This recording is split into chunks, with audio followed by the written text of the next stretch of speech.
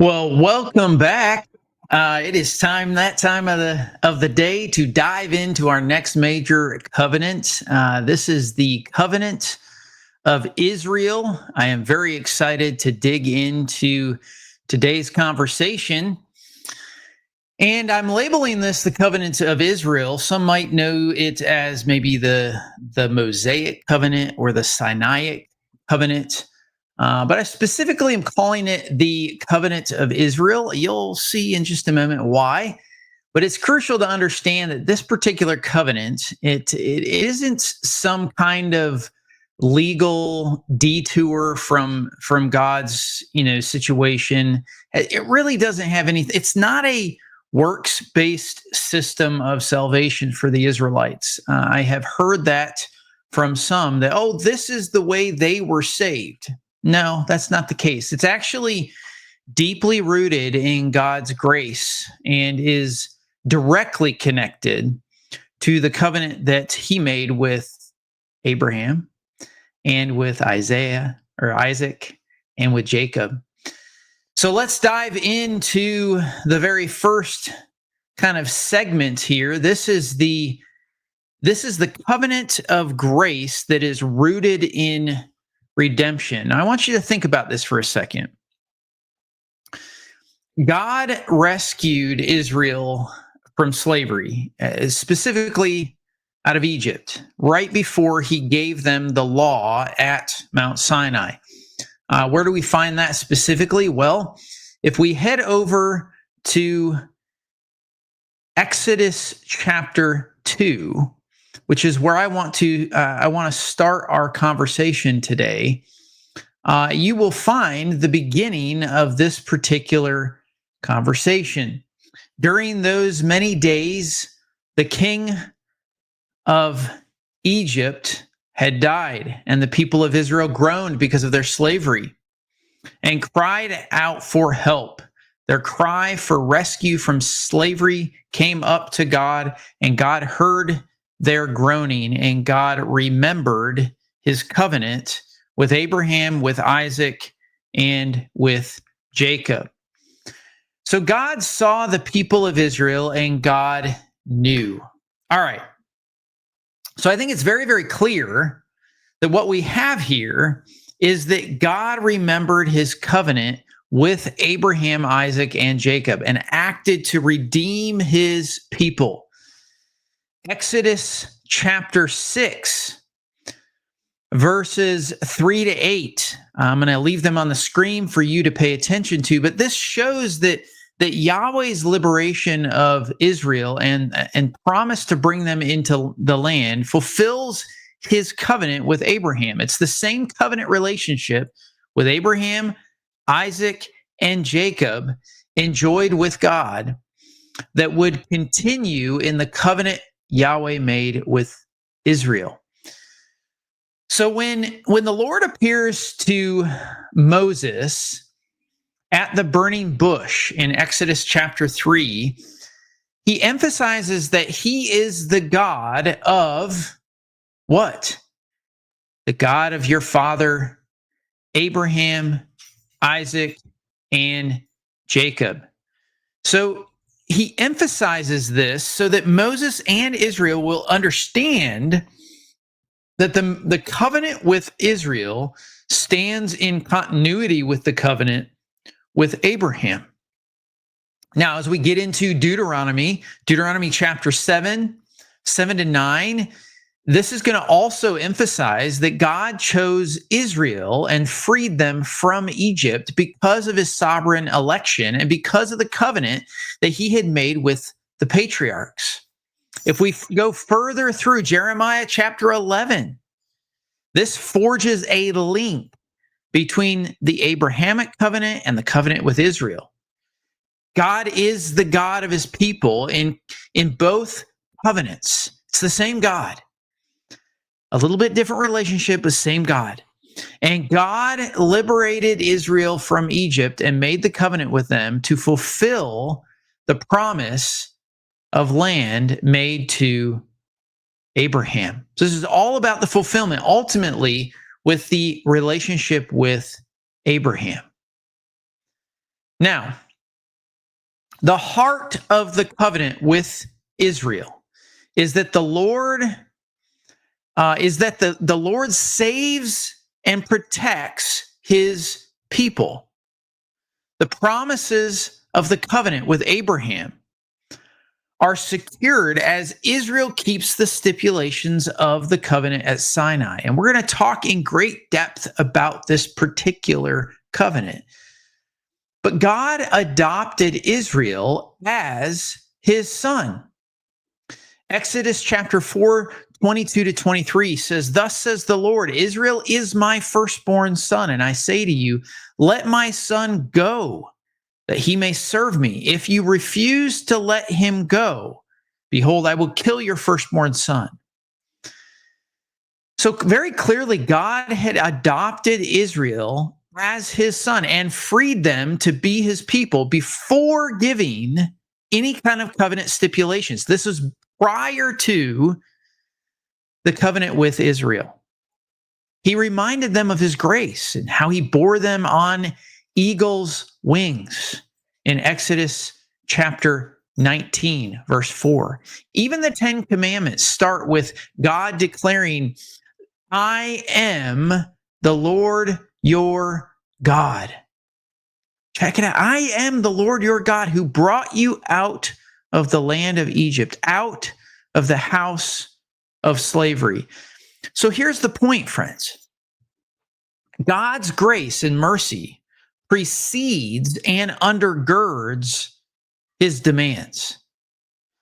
Now, as we get into the covenant that we're going to be talking about today, I want to talk briefly about the Suzerain-vassal treaties. And I don't know if this is a familiar kind of overarching concept that you have heard before or not.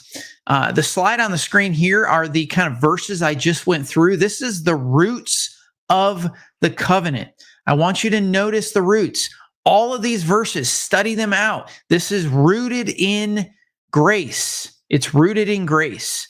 Now, when we get into this particular covenant, it is very important to understand what's called the Suzerain-vassal treaty. This is the covenant.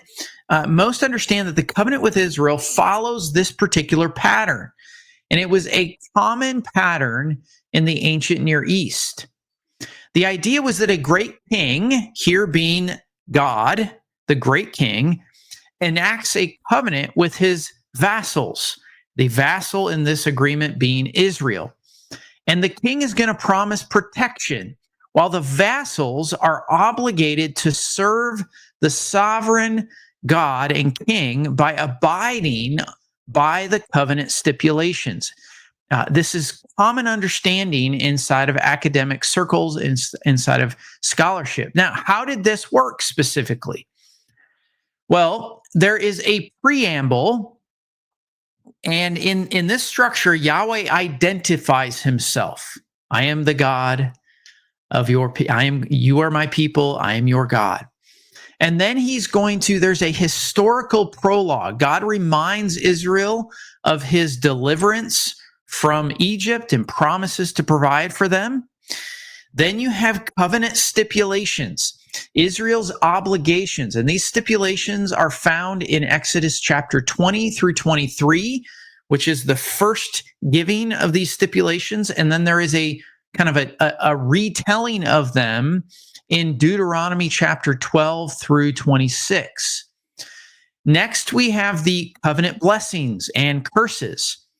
These are detailed in Leviticus 26, as well as in Deuteronomy 26 to 28. This is all about prosperity and joy over obedience. So if there's obedience, you will prosper, you will be joyous. If you disobey, there will be curses and judgments for the violation of the decree. Lastly, you have what's called the deposit treaty. This is in this agreement, this is where the two tablets, known as the 10 Commandments or the 10 Words, they were deposited into the temple or ark as the testimony of the actual covenant agreement. We find this in Exodus 25:16, as well as in chapter 40, verse 20. It's also in Deuteronomy chapter 12. You get it in 1 Kings chapter 8. And then lastly, in Chronicles chapter 5, verse 10. Now, as we're dialoguing with this particular covenant, it is important to note that we have what's called a Moab renewal along with covenant lawsuits that are going on. Now, when I say a lawsuit, it is what it kind of sounds like. The prophets are going to bring a lawsuit against the people of God because of their issues with the covenant, because of them disobeying the covenant. But I want to talk briefly about the Moab renewal of the covenant. Now, if we head over to, let's see, Deuteronomy 29, verse 1, Moses refers to a covenant at Moab in addition to the covenant made at Sinai. It says here in Deuteronomy 29, verse 1, it says that these are the words of the covenant that the Lord commanded Moses to make with the people of Israel in the land of Moab, besides the covenant that he had made with them at Horeb. Now, it makes more sense to see this particular covenant as a renewal of the previous covenant. Why? Well, because the requirements aren't any different from those in the covenant enacted at Sinai. So at Moab, Moses renews the covenant with the new generation, with the generation that was about to enter the promised land, even though the covenant at Moab it wasn't a new one. The verb cut is used here. In other words, and I've mentioned this in previous segments, but in other words, we can't base whether a covenant is new or renewed solely on the words cut and established. There's other evidence that must be looked at and paid attention to make a determination of whether or not this is a brand new covenant or whether or not it is a renewal of a previous covenant. Now, when we get into Joshua chapter 24 describes a similar renewal after Israel possessed the land. Joshua actually rehearsed the Lord's mercy and acted or asked the people to choose whom they would serve. Who will you serve? Israel pledged to serve Yahweh specifically, and Joshua cut a covenant with them. Check out Joshua 24, verse 25. It says, so Joshua made, there's that word for cut, okay, to cut or make a covenant with them. So he made a covenant with the people that day and put in place statutes and rules for them at Shechem. So Joshua rehearsed the Lord's mercy. He asks the people to choose to serve, and Israel pledges to serve Yahweh. And so Joshua cuts this covenant with them. The rules and regulations of the covenant were then set forth, and a stone was erected as a witness to the covenant, here in verse 26 and verse 27. So the prophets often, now in conjunction with this dialogue here about this covenant, I need to bring up an interesting concept or segment. I need to talk about covenant lawsuits. The prophets are going to often bring lawsuits against Israel, almost like they're being sued by God, denouncing them for violating the covenant. Hosea chapter 4, Micah 6, these are prime examples of what's called covenant lawsuits, where the prophets detail Israel's transgressions, specifically of all of the laws, the 613 laws, the Decalogue, and their failure to love and be faithful to their covenant God. So Jeremiah reminds Judah and the covenant Yahweh had made with them. The covenant, however, it proclaims a curse Jeremiah chapter 13, verse 3 specifically lays out a curse upon those who don't obey its provisions. Cursed be the man who does not hear the words of this covenant. Judah turns away from the Lord's voice, failing to heed and obey. We see that in verse 8. Yet they did not obey or incline their ear, but everyone walked in the stubbornness of his evil heart. Therefore, I brought upon them all the words of this covenant, which I commanded them to do, but they did not. So both Judah and Israel devoted themselves to other gods, which they broke the covenant. Verse 10. They have turned back to the iniquities of their forefathers who refused to hear my words. They have gone after other gods to serve them. The house of Israel and the house of Judah have broken my covenant that I made with their fathers. So as a consequence, verse 11 lays out that they would experience the curses of that specific covenant. Now, King Josiah's reign later on also sees a renewal of the covenant. This happens after the book of the covenant was unearthed. So there's almost this period of time where they forgot about the covenant, and then the book of the covenant was unearthed. Let me read this here in 2 Kings 23, 1-3. Then the king sent, and all the elders of Judah and Israel and Jerusalem were gathered to him, and the king went up to the house of the Lord, and with him all the men of Judah and all the inhabitants of Jerusalem, and the priests and the prophets, all the people, both small and great.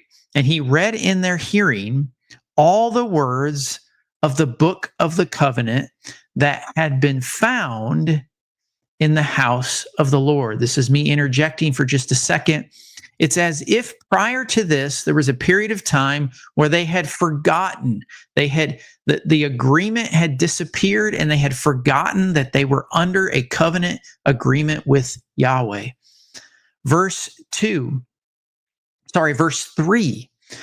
And the king stood by the pillar and made a covenant before the Lord to walk after the Lord and to keep his commandments and his testimonies and his statutes with all his heart and all his soul, to perform the words of this covenant that were written in this book. And all the people joined in the covenant. So there's very clear places in Scripture where we have this renewal of the previous covenant. Okay, there's not a new covenant. There's a renewal, an agreement that we're going to go back to that agreement with Yahweh.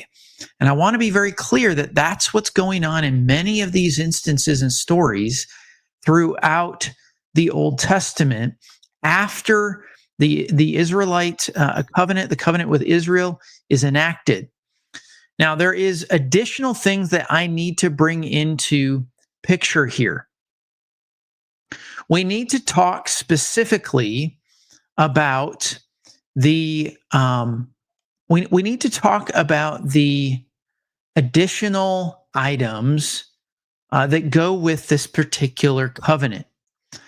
We have the blood sacrifice, the sacrifices, and we have atonement. So these are all very, very important to kind of understand inside the context of this covenant. The former inauguration of the covenant in Exodus 24 specifically involved blood sacrifices. When we get to Exodus 24, verses 6-8, part of this blood was actually thrown on the altar, and part was thrown on the people, signifying their need to be cleansed by blood before entering into covenant with the Lord. The importance of blood is very specifically signified in the words of verse 8. Behold, the blood of the covenant that the Lord has made with you in accordance with all these words. Israel wasn't qualified and worthy to enter into a covenant with Yahweh apart from blood. Why? Because they were defiled, they were unholy. Blood cleansed them, it purified them. The sacrifices that are recorded in Leviticus chapters 1 to 7, and specifically culminating with the very, very important Day of Atonement ritual in Leviticus 16, provided a means for Israel to maintain fellowship with God. Even through defiance, deliberate sin, which rejected the Lord's authority, very clearly, deliberate sin would not be forgiven. Look at Numbers 15, verse 30. But the person who does anything with a high hand, that is a deliberate sin, whether he is native or a sojourner. In other words, whether he is a native Israelite, a national Israelite, or whether he is just a foreigner that has come into the camp and agreed to participate with the nation of Israel, reviles the Lord, and that person shall be cut off from among his people. So I want to pause for just a moment and explain that inside of the covenant with Israel, there was absolutely no means to forgive a high-handed offense, something that was done intentionally against Yahweh. If it was unintentional, there was means to purify and cleanse and kind of restore that relationship. But Israel's covenant fellowship with God, it wasn't dependent on perfect obedience, especially since sacrifices could be offered for covenant violations. If there was a violation, well, there was a way to restore that relationship. The covenant itself was actually sealed in Exodus 24, 9 through 11. It was sealed with a meal celebrated by Moses as well as the leading men in Israel. When we see Moses, Aaron, Nadab, and Abihu and the 70 elders, they went up. They actually have a meal with God, which is an interesting concept. I would have loved to have been able to share in that meal. Now, as we continue to move through the conversation, we've talked about blood, sacrifices, the Day of Atonement, and how atonement is a part of this agreement to help with violations of the covenant. We have to have a conversation about the Ten Commandments and the Sabbath specifically. These are signs of the covenant. Every single covenant that you have in the Old Testament, as well as the New Testament, every covenant has signs. For Noah specifically, it was the sign of the rainbow. For Abraham, it was circumcision. For Israel, the obligations of the covenant are summarized in the Ten Commandments. That's found in Exodus 20, as well as Deuteronomy 15. But don't forget that while the Decalogue, or the 10 words, were put on stone, many scholars also will agree that all 613 laws were put on the stone and were a part of this covenant agreement that forged the relationship that Israel had with Yahweh. There was one particular important decree at the center of the 10 words, at the center of the Decalogue, the Sabbath, that was particularly important. Why? Well, it was important specifically because it was the sign. It was a part of the important sign of the covenant. It's the longest. Most scholars have noticed that it is the longest command in the Decalogue, and it's repeated twice. Notice verse 30, chapter 31, verse 13. You are to speak to the people of Israel and say, above all, you shall keep my Sabbath, for this is a sign between me and you. Remember, the you here is Israel, okay, the Israelite nation, between me and you throughout your generations, that you may know that I, the Lord, sanctify you. It is repeated again down in verse 17. It is a sign forever between me and, here's the you, between me and the people of Israel, that in 6 days the Lord made heaven and earth, and on the seventh day he rested and was refreshed. So Moses emphasizes that the Sabbath is permanent for Israel, specifically in chapter 31, verse 13.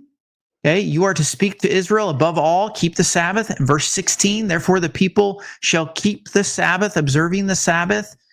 It is throughout your generation as a covenant forever.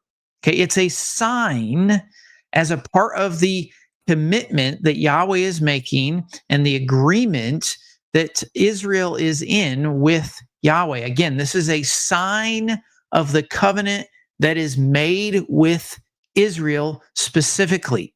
It is their sign forever for that specific covenant. Okay, now we've talked about the Ten Commandments. We've talked about the Sabbath. Now we have to talk about Israel's call and commission. What specifically was their call? What were they commissioned to do? Well, if we get into Exodus chapter 19, verse 6, Israel was called to be a kingdom of priests and a holy nation. A holy nation. There it is again. You get the Israelite nationality coming into picture with regards to the covenant relationship. They were to mediate God's blessing to the world. More likely, Israel as a nation, as a people governed by the Lord, where they show the nations God's character by the way they lived under Yahweh's lordship. This was supposed to be the way that they drew or attracted, the way of life would attract others to Yahweh as they lived in humble submission to his great sovereign rulership. The stipulations in this covenant, the laws, they contained many requirements that separated Israel, specifically in this agreement, from other nations. For example, if you go to Leviticus chapter 11, which I am not going to go through all of this, but if you read through this section, this is not something that should be attached to new covenant post-Christ Christians. These are food laws that were off limits for Israel, that set them apart from the nations around them. It separated themselves from the nations around.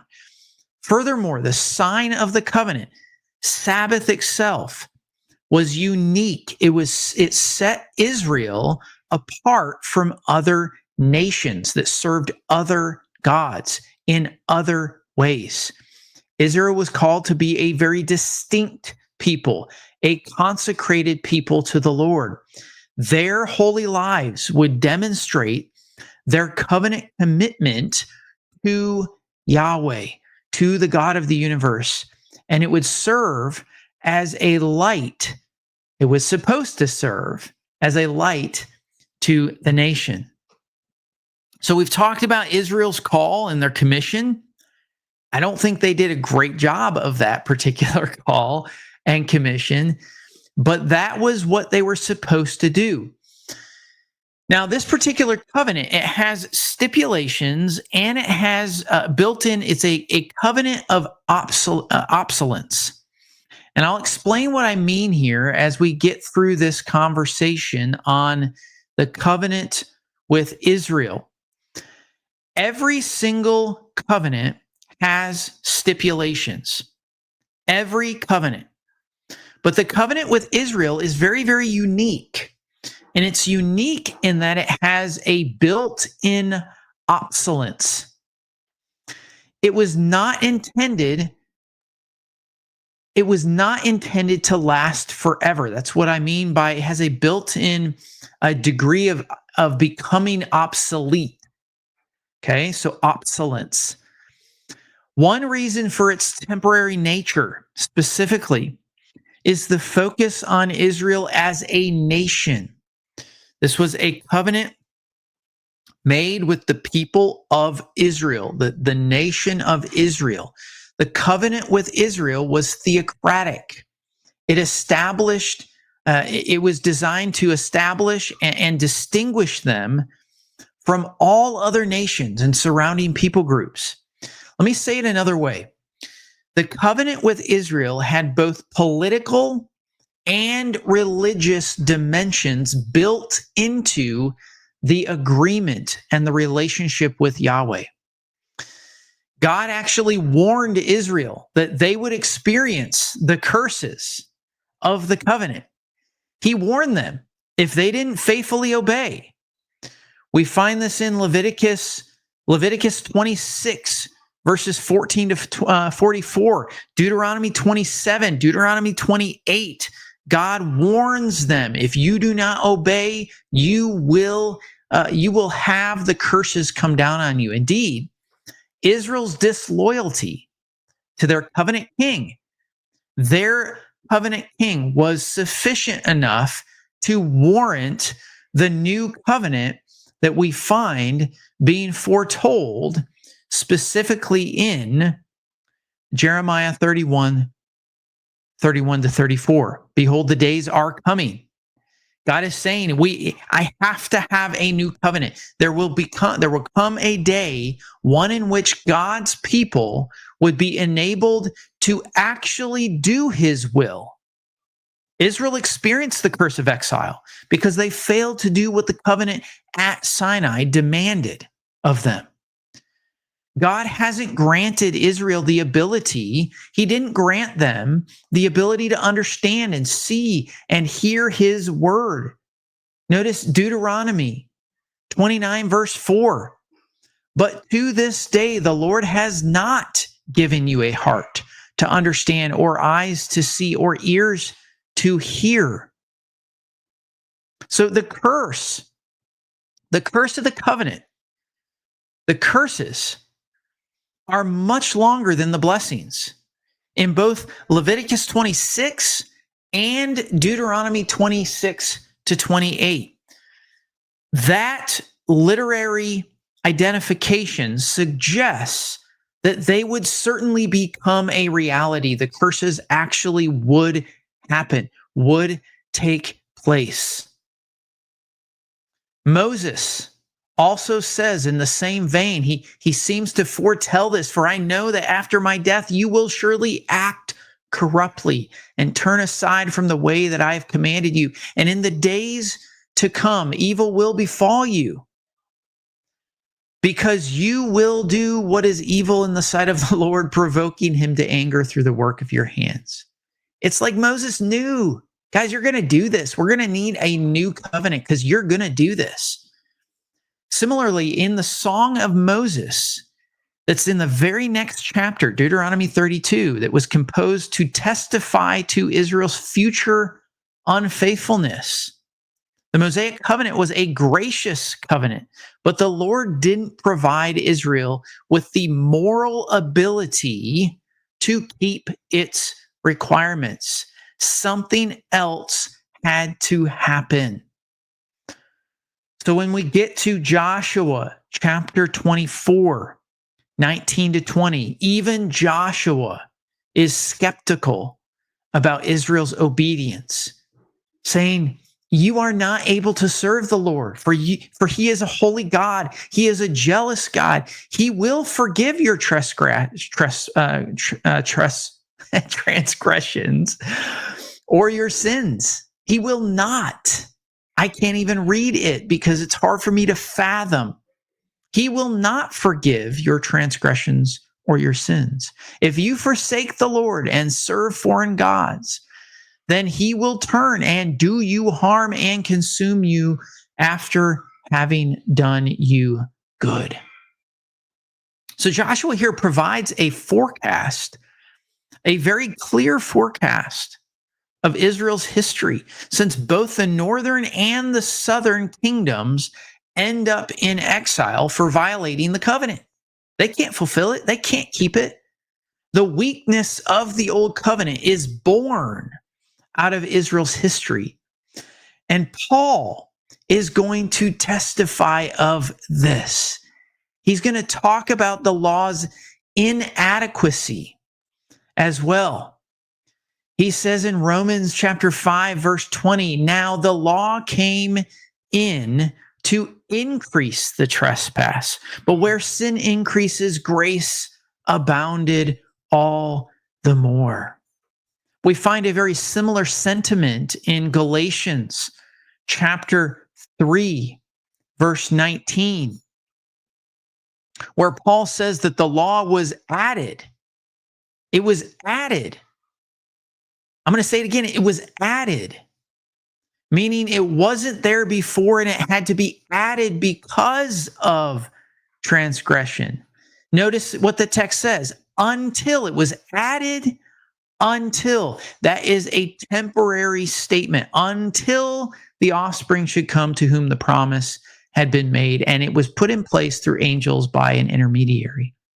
Now, the context in Galatians makes clear that the law did not contain sin, but it fostered it. It was added because of transgression.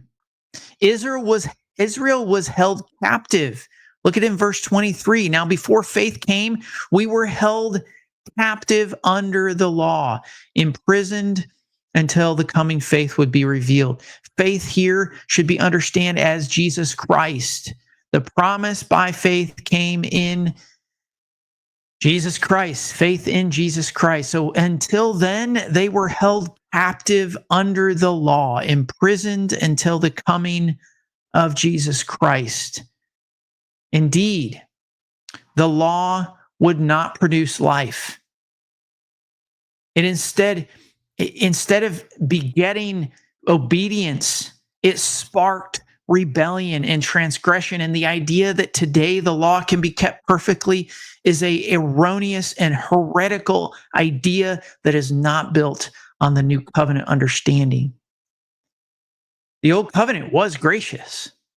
Of course it was gracious because God is gracious, since God entered into it because of his mercy, and he delivered Israel even though they didn't deserve it.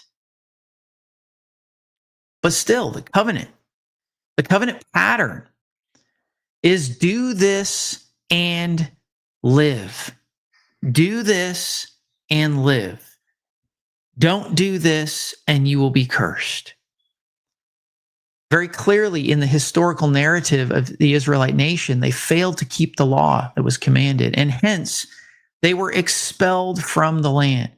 If Israel didn't keep what the covenant required, they would break my covenant. Notice what Leviticus 26:15 says.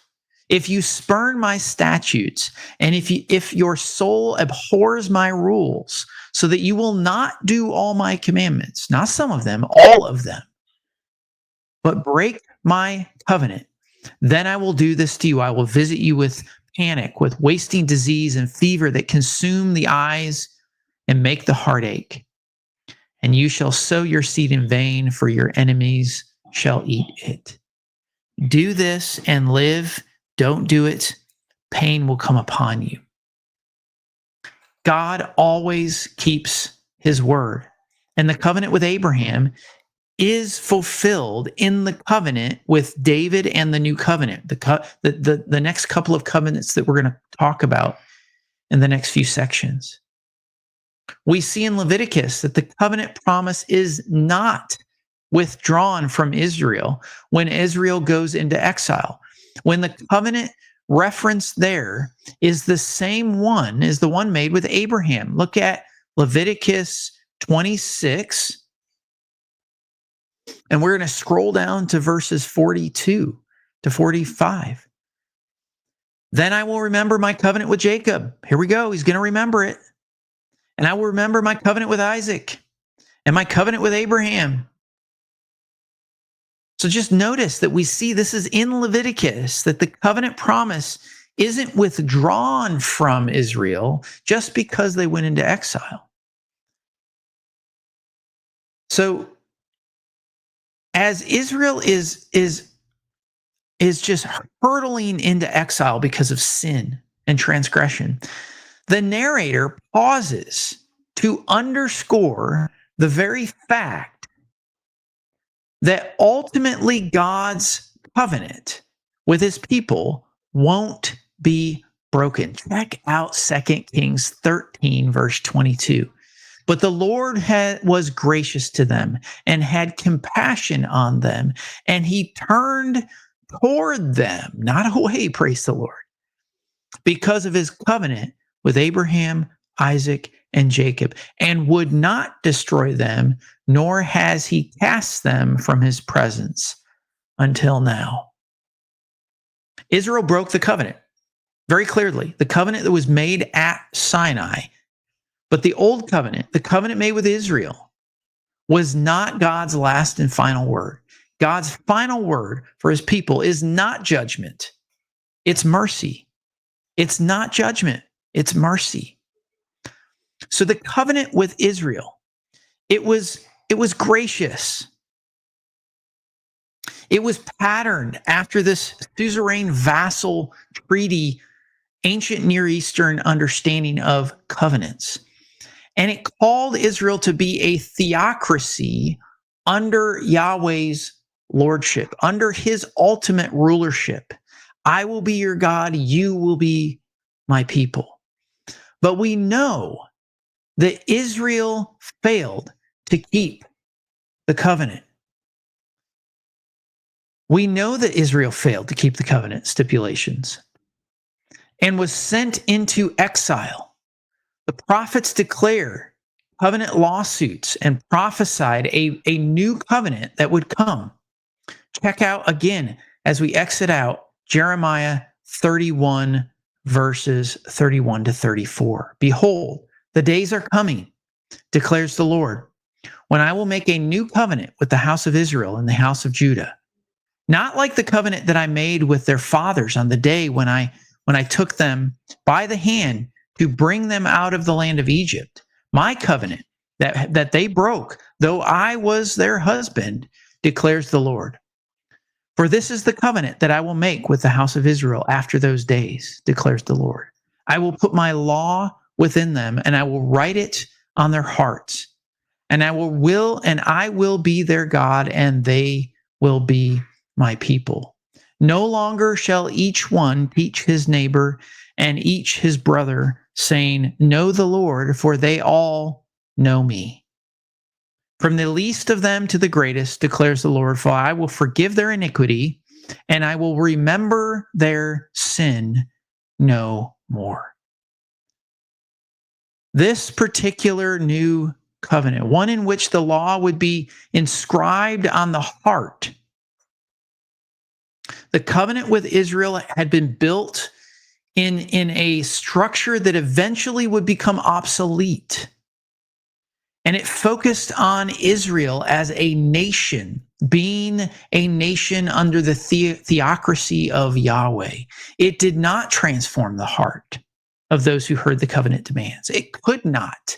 It could not deal with the conscience. The prophets promised that a new day was coming. A new covenant would be realized. And thus there would be a new Exodus, a new David, and a new creation. We'll find out more in the next session.